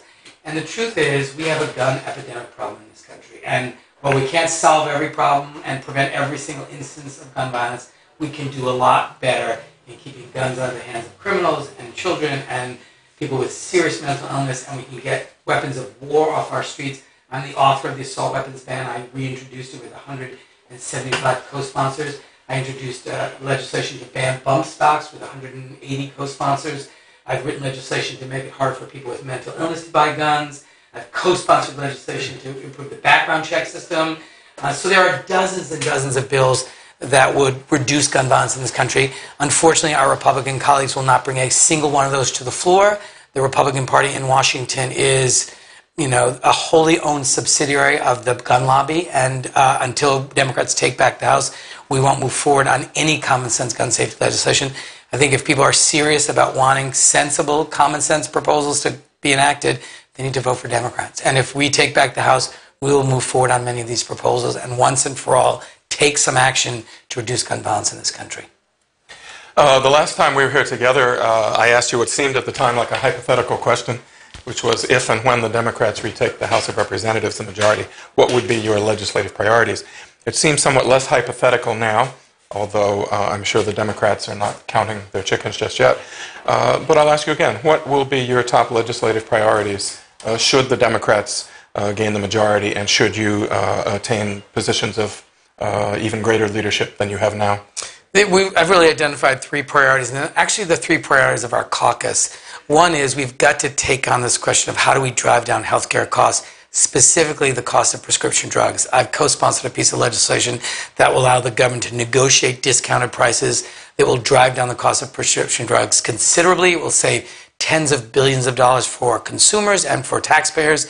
We should take that up because that's one of the real drivers of healthcare. Secondly, we should move quickly to invest in a serious way in rebuilding the country. We've put together a $1 trillion infrastructure package. It will create 16 million good-paying jobs. It will rebuild our roads, our bridges, our ports, our transit systems, our schools, expand broadband. It will really begin to address the serious challenges we have in infrastructure in this country and allow us to not only create good-paying jobs, but really propel our economy further ahead. And the final thing, and maybe the first thing we should do, is a set of democracy reforms, getting money out of our political system, passing the Disclose Act, which I authored in the House, Senator Whitehouse authored in the Senate, so we know where this money is coming from. We should, pass public financing. We should pass the constitutional amendment to reverse Citizens United. People think Washington is not working for them, and they're right. It's working for the special interests, the big lobbyists, big corporations, and we need to get it working for the people again. And one of the most important ways to do that is get money out of our political system, especially dark money. I took a pledge in this campaign not to accept corporate PACs, money from corporate PACs, because I think we've got to break this connection between big corporations and the influence they have in Washington. And we also have to pass automatic voter registration, which is my bill, reauthorize the Voting Rights Act. But we have a whole suite of bills that are really about fixing the system to get it working again. I hope we'll take that up first. So thinking about what you do to represent your district, but also what you do to represent Latino voters in particular, what have you done, and then what do you think is on the horizon for what you can do if you're reelected, particularly for Latinos in a time when things are quite frightening for a lot of people who are here and don't know, where things are going to go in all sorts of ways. So, I mean, first of all, fighting hard to protect the things that are important to the Latino community, like healthcare and making sure people have access to healthcare, and fighting against the Republican efforts to repeal the Affordable Care Act, and actually fighting for legislation that builds upon the success of the Affordable Care Act, protects coverage for pre-existing conditions. The Republicans are in court right now trying to take away coverage for pre-existing conditions. So protecting and expanding access to healthcare, driving down costs, investing and protecting educational opportunities. That's both college affordability. I led the effort in the House for additional funding for after-school programs. The President's budget zeroed out 21st century funding. I led the effort to restore that, and we not only restored it, we added $20 million. After-school programs and other educational services are critical. Fighting against the President's policies of getting rid of temporary protective status, of his horrible child separation policy. I went to the border and saw it with my own eyes, ripping families from their children from their parents, and fighting hard for comprehensive immigration reform, which again, the Republicans in Congress won't give us a vote on. I think one of the things that we can expect if Democrats take the House back is we'll pass the DREAM Act. We'll pass comprehensive immigration reform. We'll put a check on this president and his efforts to really divide the country and vilify immigrants and vilify refugees. I mean, what the president's doing right now with the caravan, again, using immigrants and people fleeing violence and war and famine to come to the United States for refuge and making them the villains is something I've spoken out against loudly and clearly and will continue to do. Reminding people that, we're a country that was built by immigrants. And immigrants have always added tremendously to this country, to the strength of America. And the diversity of our country is one of our great strengths. And, immigrant communities and immigrant families feel very much under attack by this president, both in the policies he's putting into place, in the language he's using. And I'm proud to be part of a delegation that's speaking up loudly and clearly against that and condemning it in the strongest terms. Prospective immigrants are clearly at risk of not being allowed to immigrate through legal or illegal means. What about immigrants who are already here, people who have green cards? From what you hear around Washington, are they under threat at all? Does the White House have any plans to revoke temporary status from people who may be dependent on Medicaid or supplemental nutrition? What's happening with existing immigrants? We're already seeing examples of that. First of all, there's tremendous fear in the immigrant community, both for people who are seeking the ability to come to the United States and for people who are here. There's enormous fear because of the language the president is using and some of the policies he's putting into place. But we're seeing examples all around the country of people who are here who may have overstayed their visa but are, working or, contributing in some productive way to the communities they're a part of, who haven't committed any crimes, who haven't violated the law, who are now being the subject of deportation proceedings or detention. So it's no longer, look, everyone agrees, if you're here and you've committed a crime, you should be deported. That's obvious. But what's happening now is law-abiding residents of our country who are here working, doing the right thing, just here because they're trying to build a better life for their families, are being apprehended and detained and deportation proceedings. Right. We've also gotten rid of, the president's also indicated his intention to revoke temporary protective status for many communities that are here because there are great challenges in their own country. So this is a president who has really made and sort of anti-immigration a core of his administration policy. There's a lot of anxiety, and until we can put a check on him by controlling at least one chamber of the Congress, I think we're going to see more and more of this. By immigrants who have committed crimes and then should be deported, I presume, I don't want to put words in your mouth, I presume you're talking about serious felonies. Yes. And under the law, it has to be a deportable, it has to be an aggravated felony or something that's considered serious, a crime of violence, not a traffic ticket of shoplifting or anything. And I presume that also means upon conviction, not upon arrest. That's correct. But many immigrants, as you know, fear that simply being arrested will invoke deportation proceedings. Right. And some of the fear that's being created has other unintended consequences. Immigrants who may be here and have overstayed their visa or may not have proper documentation, who are witnesses to a crime, who are victims of a crime, are unwilling to come forward or afraid to come forward. And so it has an impact on the safety of all of us. If you have an eyewitness to a crime who's not here with proper documentation and is afraid to go to the police because of their immigration status, we're all less safe because that person doesn't get prosecuted and in prison. So there are other consequences to this. It's a terrible policy. It's creating a lot of gratuitous, unnecessary fear in the community, and I think it's cruel.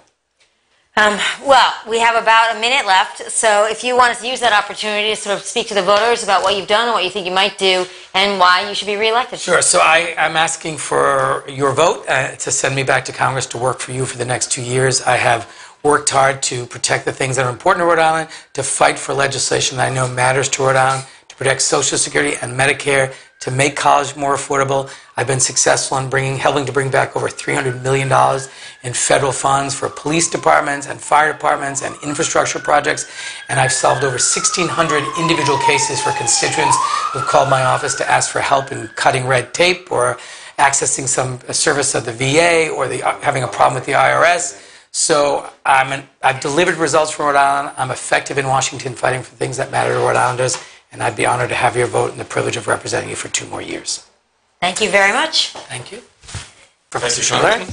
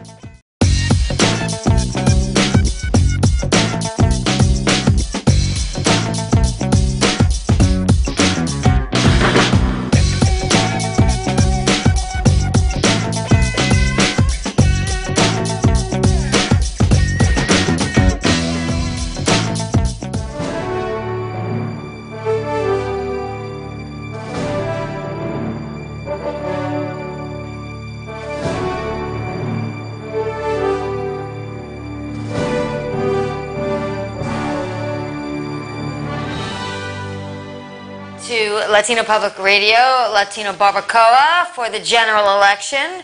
I'm joined by Professor Tony Affigne from Providence College and Secretary of State Nellie Gorbea.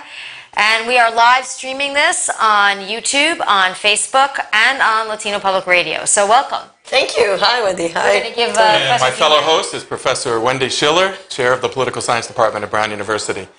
Secretary Gorbea, as you know, the Latino population in Rhode Island has been growing for many years. We're now at about 15.5% of the state's population, better than 150,000 people, and we have 2 state senators. And we have just 6, possibly 7 members of the House of Representatives to come.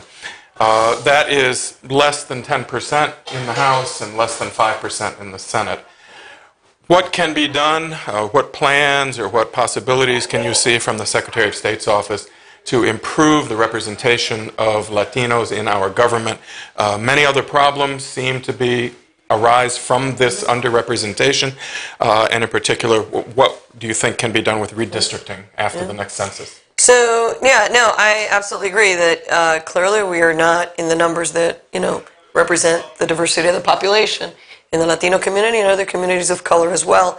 And I am a firm believer that our best public policy solutions come when you have a diversity of opinions, perspectives, and backgrounds at the policymaking table. So I have been working really hard over the last 4 years to increase accessibility, to make it easier for people to vote, and to become candidates as well. We've redone all of the information that our office provides, and you're seeing an increase in certain places like Pawtucket, Central Falls, other places of Providence, where either seats that were held by Latinos are being replaced, hopefully, by Latinos, or you even have new seats as well. So I think we're slowly seeing an increase. We're not there at the numbers that we should, certainly not at the General Assembly level, but I think it's coming. Just 2 weeks ago, I took the step to ensure that voters in Woonsocket have bilingual ballots in Spanish and English. We had been contacted by Latino Justice, one of the premier civil rights organizations in the country, and they noted that 11% of the population of Woonsocket is now Puerto Rican. And under the Voting Rights Act, there is a special provision that because Puerto Ricans are citizens by acquisition, the U.S. acquired Puerto Rico, and because they may not be completely fluent in English, because in Puerto Rico the main language is Spanish, they are entitled to, under the Voting Rights Act, to bilingual ballots. And we hadn't really thought about it this way. They pointed it out. I went ahead and called the Board of Elections, the mayor, the president of the city council, and they agreed. And so we now will have, for the first time ever in Woonsocket, bilingual ballots, just as we do in Providence, Pawtucket, and Central Falls, along with a bilingual poll worker in every single precinct. That will help people feel more comfortable, be able to get their questions answered, and exercise that very important right to vote. What about redistricting? Redistricting is on the map. I think, as soon as this election's over, we're going to start to see sort of how the General Assembly organizes itself. And I think, it's an open conversation about how we're going to do this. There are 20 or more states that have redistricting commissions, which either advise the legislature or are empowered to actually write the laws. And there are about a half a dozen states, including California, where the redistricting is done by a fully independent commission, which in some cases is selected by legislators or the governor, but people are, in fact, enjoined from running for office for 10 years after serving on the commission. Is that the kind of change that a small state like Rhode Island, where people know one another, is there any possibility that we could have an independent redistricting commission that could look at the numbers alone and not be as concerned, perhaps, as the legislators are about incumbency and partisanship? No, I think it's definitely a conversation that we need to have in this community. The legislature in the last redistricting stepped one step closer to it. They created a commission for the first time, and some of our colleagues actually from the community served on that. And so I think it's absolutely fair to have that conversation again and see if we can move it to become even more independent of the legislature. I think incumbency does, provide a certain bias in terms of how you're going to cut the districts.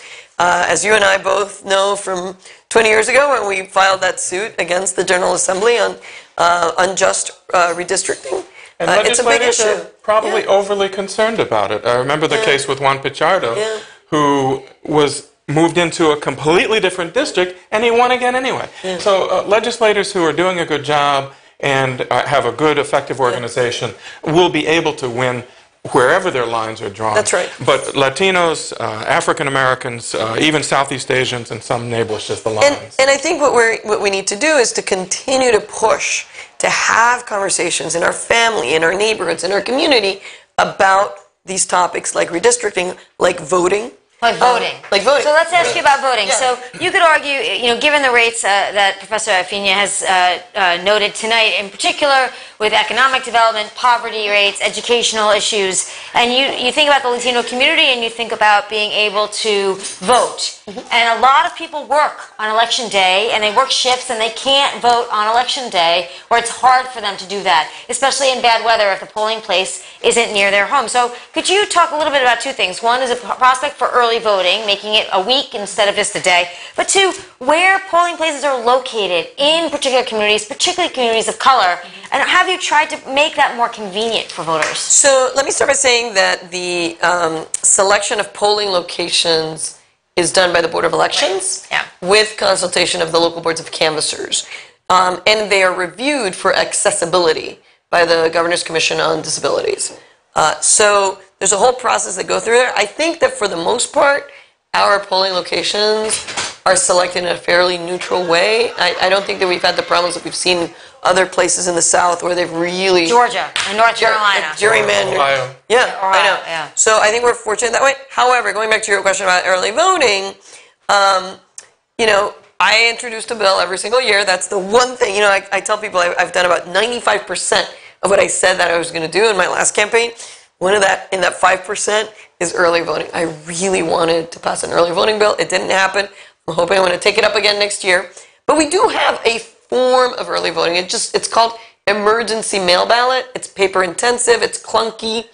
But it's what we have right now. So what I've done is to promote, because I know that not everybody can get to the voting booth on November 6th. Or some people might have something come up. If you want to be sure, let's make sure that everybody knows that there are 3 ways to vote. Mail ballots, which if you have any mail ballots out there, you need to get them back to the Board of Elections before 8 p.m. on Election Day, which means that if you're putting it into that mailbox, do it now. Don't wait until the last minute, because then, you know, it won't get there in the deadline. Okay, so you've got mail ballots, you've got emergency mail ballots, and you have the day of election. If you see the buses, we've tried to do a lot of outreach to let people know that we're having this election. They no longer say vote on November 6th. They say vote by November 6th, because we wanted to highlight the fact that you have these other options. Emergency mail ballots are being done right now in your city or town hall. If you can't get to the polling place on November 6th, you can go between 8 and 4 right now and ask for an emergency mail ballot and do the process right there and then. I would like to make it a more streamlined process, but I'm going to have to take that next year with the General Assembly. And what about this recent decision you made about releasing particular data associated with my birthday or my month? Could you explain what you've done? Sure. Yeah, unfortunately, the Providence Journal article was actually highly inaccurate in terms of how it presented the information. What happened was this. 2 years ago, we started to receive a lot of requests and questions and concerns around the release of voter information in the light of the Trump Commission and everything that was going on. And then people started to realize that dates of birth are part of what's released. Hearing all of these concerns, and after consulting with legal counsel and consulting with cyber and computer experts, we determined that we could balance individuals' concerns about privacy, about having, you know, an entire list of dates of birth with names that could then be matched on the dark web with other information, and making that easily accessible, with the need for open government, the need for holding whoever has my job accountable. Absolutely, I should be held accountable. So what we did was we eliminated from the sale of the CD that we give out, month and day of birth. But we kept year of birth. So if there are 2 Nelly Gorbeas, one is born in 1941, the other one's born in 1967, you know that those are 2 different people. And so you can start distinguishing. I have to make it very clear. Nothing was deleted. It's all, you know, you can come to our office for $25 and we'll give you the entire voter list, 780,000 people. We just eliminated those 2 fields. However, if you really come down with like a group of people that you're still not sure, you can get that at your city or town hall board of canvassers. The information is still available. It's not just as easily accessible out of concern for mass sort of exports of the data for criminal purposes. That makes perfect sense. Yep. It's been unclear. I know, it was a really rough article. I was very, you know, you can disagree with any policy that's made, but I would have preferred that it be presented more accurately. Let me ask you just one very quick question, and then I'll leave the last question to Professor Afigne. You are the first Latina elected in New England, right? Statewide. And you may be the first Latino woman re-elected statewide in New England. What do you think your success means for getting more women involved in politics, but also, of course, more Latino women involved in politics? You know, what's been really wonderful, and I hadn't really thought about it, to be honest, when I was so focused on getting elected, is there is a certain amount of mentoring that happens when you're in this role. Whether it be going into a third grade classroom and having kids who are Hispanic say like, wow, I know, my mom is Puerto Rican, or my cousin, or I know so, like, wow, like, people are in these positions like me. There is that process that I hadn't really experienced before that's really wonderful, because they see that they can do this. And then there's women who are running, women of color, or just regular, or anybody who contact me and say, how did you do it? What can I do? Can I really do this? Or, I really love this, but I don't think I could ever run. I can't be like that. And I'm like, I was you 10 years ago, 7 years ago. You can absolutely do it. There's no one path. There's this big myth that I think it's because the guys have a certain path that they do. Women don't have that same path. And the truth is, that's okay. You make it up as you go along, and you run, and the benefits to society are huge from having more people of color, more women, more Latinos, more of others around the table. That's very important. One of my students, Lizette Gonzalez, and I wrote an article in a book chapter recently about Latinas in Rhode Island who had achieved positions of political leadership. And one of the common threads we found, despite the fact that some were single, some were married, some had children, some didn't, some had jobs, very demanding jobs, others did. But the common thread, there were two. One was that they had been mentored by someone else, often non-Latino, but someone reached out and tapped them. And the other common thread is that they had participated in community-level organizations, networking, before they ran for office. And it's a magic wand. If you have those two things, if you have a mentor and a sponsor, and if you have an experience in the community, you will win elections as a Latina at virtually any level of government. I have one last question about what you anticipate for the election. You said there's 780-some thousand registered voters. In 2014, there were 317,628 votes cast in Rhode Island. What are you expecting in terms of participation in the election next month? We have next week. It is also next month. Also next month. It's also next month. I know, you're right. Next month and next week. That's right. I'm thinking, I'm hoping that we'll see an increase, because there's such a high level activity. How much, it's really hard to tell. We've done, for example, with millennials and young people, we have an Instagram account. We have a particular website, RI Votes, that we've targeted to help them understand why it matters. We've all done all of this publicity around, you have 3 ways to vote. You don't have to just vote on the one day. So we've been trying different messages to try to get to people, to help them feel empowered, and to push against that overwhelming media message that your vote doesn't matter because of Citizens United, you have corruption, and you have this, and it doesn't really matter. That is an overwhelming message if you think and you stop and think about it. And what we're trying to do is to push against that and say, no, really, your single vote matters. And it does. At the state and local level, decisions are being made that are almost more important and much more direct than the federal.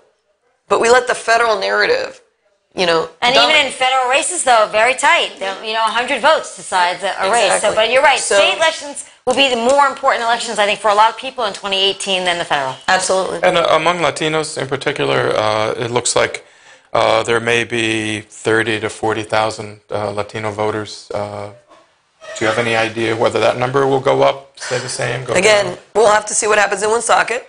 If word gets out that now they can understand the ballot, that you've got additional information, and also that, it's a matter of growth as a community that we need to continue. I think you're seeing more Latino also on the ballot, and that makes a difference. People go out and vote for people that they can kind of identify with. And so I'm hoping that the answer to that is yes. And even more than that, Latinos will go out and vote for candidates who speak to issues that Latinos care about.